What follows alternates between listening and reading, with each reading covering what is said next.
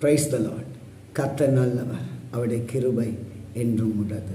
Today நாங்கள் பார்க்க போகிறோம் இயேசு என்ற பெயருக்கு 4 அர்த்தங்கள். ஒரு ஏஞ்சல் சொப்பனத்திலே யோசேப்புக்கு சொன்னது மத்தேயு 1ஆம் அதிகாரம் 21வது வசனத்திலே, அவள் ஒரு குமாரனை பெறுவாள், அவளுக்கு இயேசு என்று பெயரிடுவாயாக, ஏனெனில் அவர் தமது ஜனங்களின் பாவங்களை நீக்கி அவர்களை ரட்சிப்பார். அன்பானவர்களே, இயேசு என்ற பெயர் எபிரிய பாஷையிலே யெஷுவா என்று நாங்கள் பார்க்குறோம்.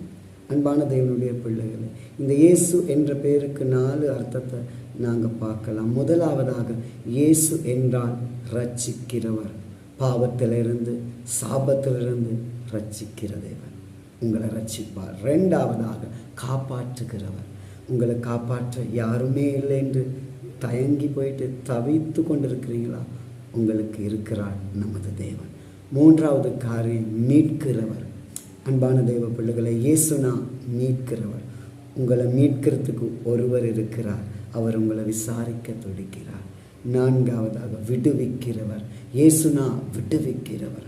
எனக்கு அன்பானவர்களே, நீங்கள் இன்றைக்கு பிரச்சனையிலே போராட்டத்தில் இருந்தால் அவர் விடுவிப்பார். வானத்தின் கீழே பூமியின் மேலே மனிதனை ரட்சிப்பதற்காக கொடுக்கப்பட்ட ஒரே நாமம் இயேசு கிறிஸ்து. அன்பானவர்களே, அந்த நாமம் உங்களை காப்பாற்றும், உங்களை ரட்சிக்கும், உங்களை மீட்டு கொள்ளும், உங்களை விடுவிக்கும்.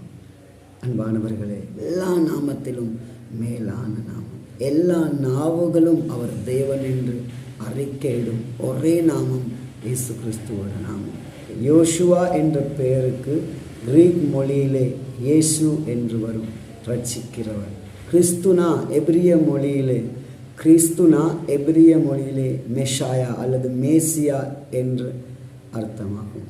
அன்பான தேவ பிள்ளைகளே, நமது ஆண்டவர் மேசியா, நமது ஆண்டவர் இயேசு, அவர் யெஷுவா உங்களை காப்பாற்றுவார். உங்களுக்கு யாருமே இல்லை என்று நினைக்காதீங்க, உங்களுக்கு ஒருவர் இருக்கிறார், அவர் உங்களுக்கு அற்புதம் செய்வார்.